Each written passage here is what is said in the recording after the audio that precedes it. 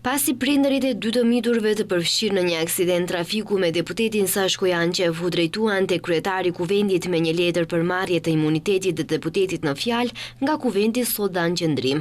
Kuvendi, thon ata në komunikatën dërguar mediave, nuk inicon procedura të tilla me vetë iniciativë. As nuk mund të inicojë në bazë të kërkesave të individëve, organizatave ose mediave. Në këtë drejtim, kryetari kuvendi, shtojnë ata, kërkesën e dorëzuar e ka paraqitur te Komisioni për Çështje të Rregullores, Mandatit dhe Imunitetit, sillet e deputetit Sashko Janqev në përputhje me parimet e transparencës dhe informimit të plotë.